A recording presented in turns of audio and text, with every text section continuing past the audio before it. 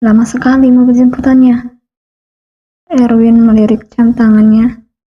Sudah hampir 1 jam mereka berdiri di depan Bandara Internasional Beijing. Namun mobil jemputan yang dijanjikan belum juga datang. Sudah kami sengaja, jawab salah satu lelaki yang bersamanya sejak dari Jakarta, menghisap puntung rokoknya santai. Maksudnya? Tanya Erwin menaikkan sebelah alisnya. Untuk mengantisipasi adanya kedatangan bala bantuan Anda yang menyusul ke kota ini. Jelas lelaki itu. Erwin terdiam beberapa saat, kemudian menghela nafas. Tidak ada. Lelaki itu menghembuskan asap rokoknya ke udara, kemudian tersenyum. Semoga ucapan Anda benar. Erwin kembali melirik jam tangannya. Saya mau sholat dulu.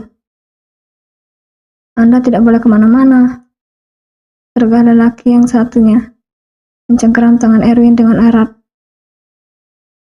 Sekarang sudah masuk waktu maghrib, jawab Erwin sambil melirik ke arah lengannya yang dicengkeram semakin kuat. Kami tidak peduli. Anda tidak boleh kemana-mana. Erwin memejamkan matanya, menahan emosinya yang hampir meletup-letup. Saya hanya mau sholat, tidak mau kemana-mana. Bisa saja itu hanya alasan Anda untuk memanggil bala bantuan. Erwin mengepalkan tangannya, yang satunya lagi. Emosinya benar-benar akan meledak, tapi ia mencoba kembali untuk meredamnya. Sholat itu kewajiban, bukan alasan, ucap Erwin penuh penekanan. Lelaki yang mencengkeram tangan Erwin terdiam. Lepaskan tangan saya, ucap Erwin mencoba tenang. Tidak, sergah lelaki itu. Lepaskan, saya mau sholat. Erwin sedikit menaikkan nada suaranya, hingga membuat beberapa orang bermata sipit khas orang Tiongkok yang berada di sekitar mereka menoleh. Anda tidak boleh kemana-mana, ucap lelaki berambut gondrong itu tegas.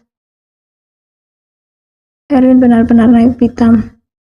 Lelaki yang selalu tampil kalem itu akhirnya menampilkan wajah murkanya di depan kedua pria asing pesuruh Rustam tersebut. Kalian itu hanya debu, umpat Erwin kesal. Kalian itu siapa sampai melarang orang beribadah? Kalian itu hanya iblis yang berwujud manusia. Manusia celaka yang diperbudak oleh uang. Kalian menghalalkan segala cara hanya demi mendapat uang, tanpa sadar kalau kalian hidup di dunia ini punya tujuan lain. Erwin masih melotot tajam ke arah mereka berdua. Rahangnya mengeras, aura mengerikan muncul di dalam raut wajah Erwin. Saya yakin sejauh apapun kalian mengejar harta, tidak akan pernah merasa namanya kebahagiaan yang abadi. Saya juga yakin hidup kalian dipenuhi dengan masalah. Semua orang di dunia ini pasti hidupnya penuh masalah. Kalian itu hanya mampir minum di dunia ini. Dan berani-beraninya kalian meniadakan Tuhan. Padahal tujuan kalian hidup itu untuk menyembah Tuhan. Uang hanya sekedar untuk menyambung hidup. Sementara setiap hembusan nafas kalian sebenarnya untuk menyembah Tuhan. Kedua pria itu langsung tertegun. Melihat keterdiaman dua orang itu membuat Erwin merasa lega. Ia berbalik badan untuk mencari tempat berwudu. Namun baru 5 langkah Erwin melangkah, salah satu pria itu langsung berteriak sambil menodongkan pistolnya. 1 langkah lagi Anda melangkah, nyawa Anda melayang. Plak! Tak disangka-sangka, teman di sebelahnya menampik pistol yang akan ditembakkan ke arah Erwin. Saya ikut sholat, Pak. Erwin tersenyum hangat, walaupun hatinya merasa bersalah karena melontarkan kata-kata yang seakan-akan dirinya lah orang yang paling suci. Padahal dia juga makhluk hina yang seringkali lalai terhadap agamanya sendiri. Di bandara Beijing ini tidak seperti bandara di Hong Kong. Di sini tidak menyediakan tempat salat. Kita bisa salat di lantai ruang tunggu. Erwin tersenyum ramah, apalagi melihat pria berambut gondrong yang ikut mencincingkan lengan panjangnya untuk berwudu. Erwin ingin mengkodok sholat zuhur dan asar yang telah terlewatkan karena perjalanan jauh tadi. Ia juga ingin berdoa supaya ia selamat dari segala mara bahaya dan malapetaka yang akan terjadi saat menembus Rena.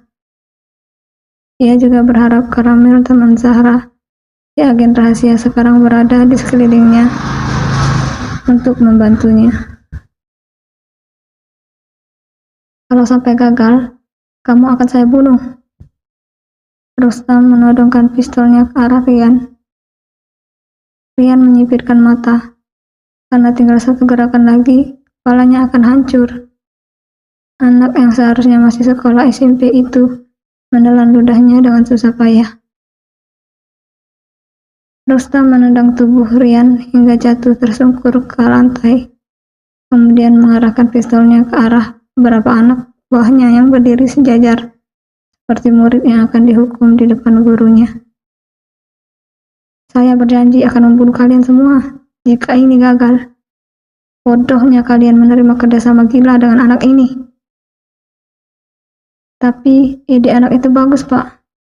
Bahkan sudah ada 2 orang sekaligus yang mengawal Erwin agar ke sini tanpa membawa siapapun. Tunggu Bapak akan mengerti nanti setelah Erwin sudah masuk ke kandang macan. Untuk menghindari risiko yang terjadi setelah Erwin mengetahui markas kita akan membunuh Erwin dan anaknya itu di tempat ini juga. Yang penting kita punya tambahan biaya operasional untuk menjalankan jaringan narkoba yang sempat terhenti karena terlalu ketatnya pengamanan di Pulau Sumatera. Dengan adanya uang itu, kita bisa membuat pusat pemerintahan beserta bawahannya mempersilahkan bisnis kita masuk.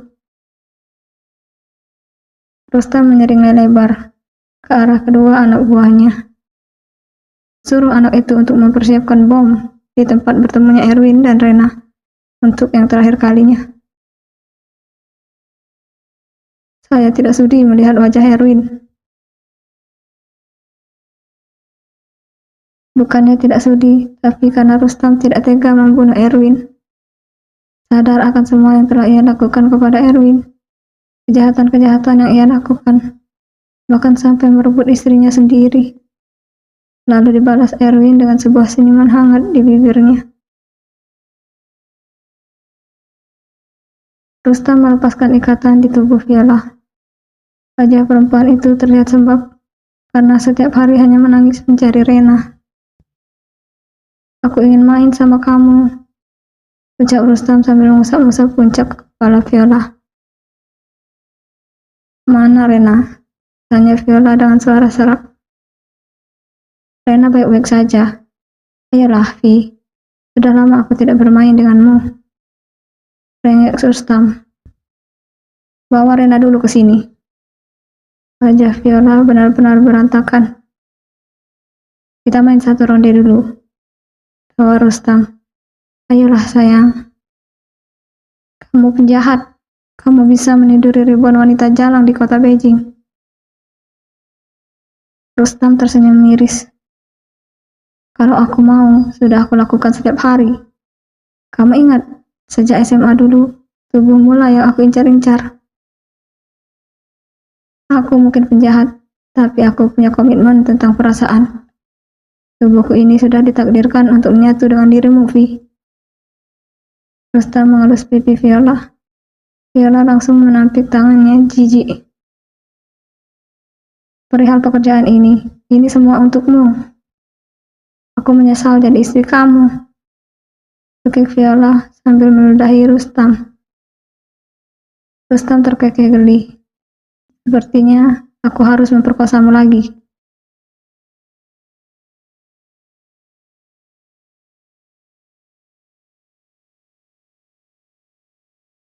Cepat mandi. Aku akan mengajakmu bertemu dengan Erwin dan Rena. Rustam menghisap batang rokoknya dalam-dalam, kemudian menghembuskan asapnya ke udara. Kamu serius? Viola langsung terlonjak. Rustam mengangguk dengan wajah datarnya. Demi apa? Tanya Viola dengan suara serak. Apapun. Rustam memutar bola matanya malas. Viola beranjak sambil menutupi tubuh polosnya dengan selimut menuju ke kamar mandi. Beijing adalah salah satu kota yang benar-benar mengesankan di dunia. Beijing adalah ibu kota menggembirakan dengan gedung pencakar langit ekstrim yang berkilauan, putong simpang siur, dan penuh teka-teki, menggabungkan kedua arsitektur modern dan tradisional. Beijing adalah kota besar yang selalu berubah, kaya dalam sejarah, tapi juga benar-benar modern dalam global, yang luar biasa pada politik, bisnis, dan pendidikan, ekonomi, sejarah, budaya, bahasa, arsitektur, olahraga, fashion, seni, hiburan, inovasi, dan teknologi. Dari jendela kaca airport bus, Erwin bisa melihat kemegahan kota terlarang, istana terbesar di dunia, berarsitektur megah bernuansa tradisional yang begitu menakjubkan. Kemudian Erwin juga melihat kuil Tian-Tian, yang juga sering disebut sebagai kuil surga, sebuah kompleks kekaisaran bangunan keagamaan yang terletak di kota Zhangjiajie, Provinsi Hunan. Bahkan Erwin juga melihat hamparan pegunungan yang menjadi setting tempat film Avatar, karya James Cameron, yang menjadi box office laris di dunia beberapa tahun lalu.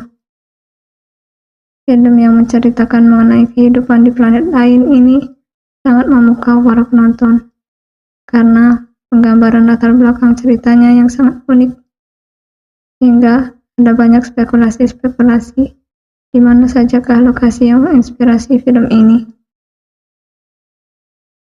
Salah satu lokasi terkenal yang digunakan di dalam film kartun Avatar ini, salah satunya ternyata berada di Cina, tepatnya di Taman Nasional Zhangjiajie yang dilalui Erwin sekarang. Hingga beberapa menit kemudian, sampailah Erwin dan kedua orang yang mengawalnya di sebuah gedung tua di wilayah terpencil kota Zhangjiajie. Erwin dan kedua orang itu turun, kemudian memasuki apartemen yang dijadikan markas organisasi berbahaya yang dipimpin oleh Rustam tersebut.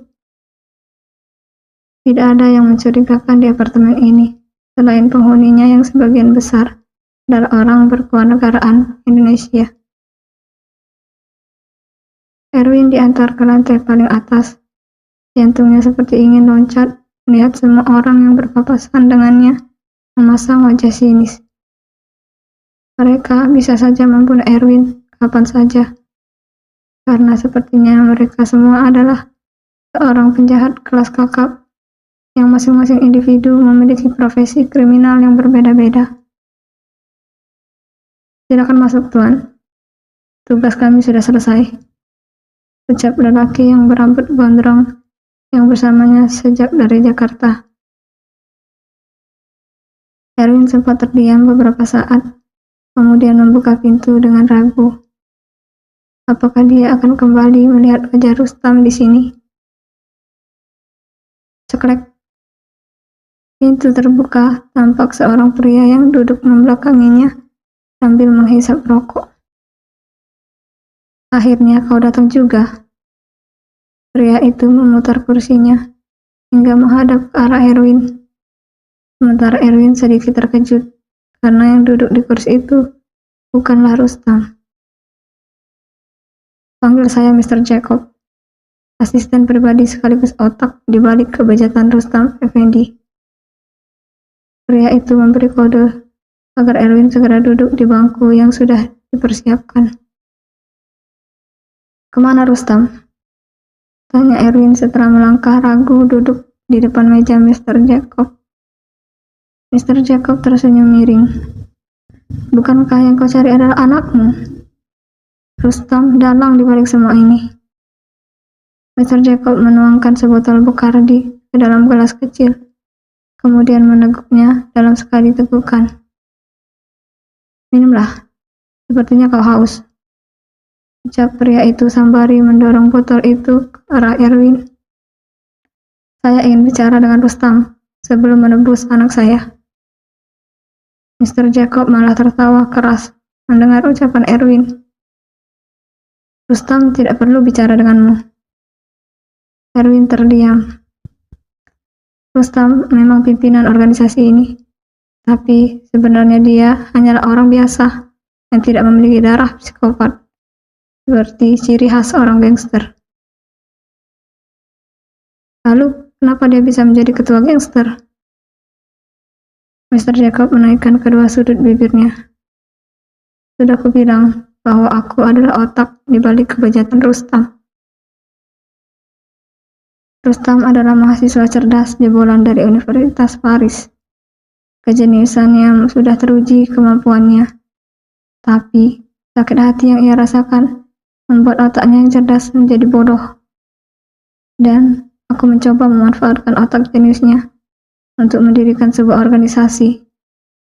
Aku juga menanamkan kebencian kepada Rustam, hingga Rustam menjadi seorang penjahat profesional untuk memenuhi nafsunya. Terbukti, strategiku berhasil membuat organisasi ini berkembang cukup signifikan, seperti racun yang menyebar ke seluruh tubuh dengan cepat. Jadi, intinya Rustam adalah alatku untuk menjalankan bisnis gelap ini. Karena tidak ada orang yang curiga kalau Rustam adalah pimpinan gangster. Dia juga pernah menikah dengan seorang perempuan biasa. Tidak ada yang curiga. Sementara aku yang sudah lama menjadi buronan, bisa duduk santai sambil menikmati hasil dari Rustam. Kau tahu betapa indahnya hidup ini jika kita berbuat semena-mena. Erwin termenung. Sekarang Rustam sudah mendapatkan segala yang ia inginkan. Menyembuhkan sakit hatinya dengan merebut istrimu dan menceraikan istri lamanya. Mr. Jacob merubah tatapannya menjadi tajam. Kau sudah tahu sejarah organisasi ini, jadi berhentilah menanyakan soal Rustam dan lanjutkan tujuanmu ke sini. Erwin menaruh koper kecil berisi uang tebusan ke atas meja. Aku ingin membawa Rustam dan Viola ikut pulang ke Indonesia. Mr. Jacob malah tertawa terpingkal-pingkal. Sangat lama. Sampai-sampai Erwin jijik mendengar suara tawanya. Kau gila, kenapa Rustam dan Viola harus ikut pulang? Itu adalah ide yang sangat konyol. Erwin terlihat kikuk. Maksudku, Rustam sudah jadi buronan. Maksudmu kau ingin menghancurkan organisasi ini? Erwin sudah tidak bisa berkata apa-apa lagi. Sebenarnya niatnya hanya untuk membuat Viola ikut pulang bersamanya. Tapi sepertinya niatnya itu mustahil untuk terrealisasi dengan sebuah bujukan. Sudahlah, masih untung kau dan anakmu nanti selamat. Tidak usah memperdulikan hidup orang lain. Mr. Jacob mulai membuka koper kecil berisi jutaan lembar uang tebusan bernominal rupiah. Lagi pula, mengetahui sejarah organisasi ini adalah beban yang sangat berbahaya. Lebih tepatnya, kau akan mati sebentar lagi. Lanjut Mr. Jacob dalam hati. Keringat dingin menetes begitu saja di pelipis Erwin. Entah kenapa perasaannya mendadak tidak enak. Tidak perlu dihitung. Segeralah pergi menjemput anakmu. Mr. Jacob menepuk tangannya 2 kali. Tak lama kemudian, masuk 2 pria bertekstur hitam ke dalam ruangan itu. Antarkan calon ini ke tempat anaknya berada. Perintah Mr. Jacob. Calon? Erwin mengernyit bingung. Ya, calon jenazah, jawab Mr. Jacob dalam hati. sambil menyeringai lebar. Erwin kemudian beranjak dari duduknya, mengikuti dua pria bertuxedo hitam itu keluar dari gedung. Tepatnya menuju ke sebuah bangunan tua berbentuk kuil di halaman belakang. Erwin harus melewati rumput ilalang yang panjang-panjang, seperti hutan belantara yang tidak pernah terurus. Mungkin kalau di Indonesia, kuil ini bisa disebut dengan gubuk tua, ataupun gudang belakang tempat mesin diesel sumber cadangan listrik berada, karena letaknya berada di belakang gedung. Erwin masih diselimuti perasaan resah. Benarkah Rena dikurung di sini? Rustam mendudukkan Viola di depan monitor CCTV yang menampilkan sebuah ruangan berisi tumpukan kardus bekas, beserta satu anak perempuan yang menekuk lututnya di Rena. Itu Rena, Mas. Antarkan aku ke sana, Mas. Viola meneteskan air matanya saat melihat keadaan Rena yang memprihatinkan pada layar CCTV. Kenapa kamu malah bawa aku ke sini? Rustam yang berdiri di belakang Viola langsung memegang kedua pundaknya. Karena ini hanya satu-satunya cara kamu bisa bertemu dengan Rena. Ini namanya bukan bertemu, Mas, tapi hanya mengintai. Viola menangis terisak-isak, tak tega melihat anak kesayangannya terkulai lemas di sana. Bawa aku ke sana, teriaknya. Sebentar lagi kamu akan melihat wajah Erwin Zamzami. Rustam terkekeh. Benar saja, tak lama kemudian sosok Erwin Zamzami masuk ke dalam ruangan itu, menghampiri Rena dan langsung memeluknya. Viola menutup mulutnya menahan tangis. Ia rindu kepada dua orang itu. Namun, tiba-tiba gambar pengintai yang dihasilkan dari kamera CCTV tersebut itu dipenuhi dengan asap. Kemudian gambarnya hilang, berubah menjadi gelap. Iblis, jerit Viola shock. Kenapa CCTV-nya mati? Wajah Viola begitu murka. Ups, bomnya meledak. Rustam menganga sambil mengangkat kedua alisnya. Meledek. Rengsek, jahat. Viola mengobrak-abrik monitor CCTV yang ada di hadapannya dengan membabi buta. Antarkan aku kepada mereka. Jahat. Prak. Piring yang dipegang Zahra tiba-tiba terjatuh ke lantai. Perasaannya mendadak tidak enak. Mas Erwin, gumamnya. Kenapa, Mbak? Vina dan Fitri buru-buru membantu Zahra memunguti pecahan piring yang berserakan di atas lantai. Zahra masih berdiri mematung sambil menutup mulutnya. Tatapannya kosong. Perempuan itu memundurkan langkahnya, kemudian keluar dari warung makannya.